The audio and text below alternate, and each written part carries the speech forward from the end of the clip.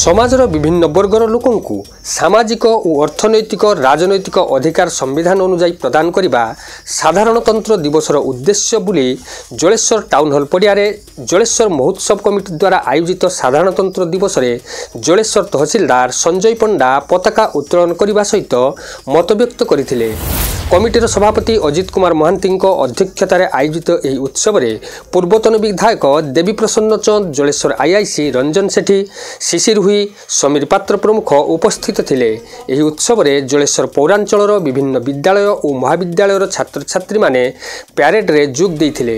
ସେହିପରି ଜଳେଶ୍ୱର ବଣିକ ସଂଘ ପକ୍ଷରୁ ସଂଘ କାର୍ଯ୍ୟାଳୟ ପରିସରରେ ଜାତୀୟ ପତାକା ସଭାପତି ସୁଧୀର ମହାନ୍ତିଙ୍କ ଦ୍ୱାରା ଉତ୍ତୋଳନ କରାଯାଇଥିଲା ବେଳେ ସମ୍ପାଦକ ବିଜୟ କାମିଳା, ସୁଶାନ୍ତ କୁମାର ପ୍ରଧାନ ପ୍ରମୁଖ ବହୁ ସଦସ୍ୟ ଉପସ୍ଥିତ ଥିଲେ।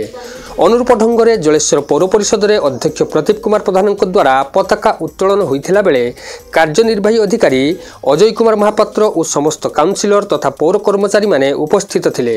ଜଳେଶ୍ୱର ବ୍ଲକ ପରିସରରେ ବ୍ଲକ ଅଧ୍ୟକ୍ଷ ମାନସ କୁମାର ଜେନା ପତାକା ଉତ୍ତୋଳନ କରିଥିଲା ବେଳେ ବିଡିଓ ପୁନମ ରାଉତ ତଥା ବହୁ ସମିତି ସଦସ୍ୟ ଓ କର୍ମକର୍ତ୍ତା ଉପସ୍ଥିତ ଥିଲେ।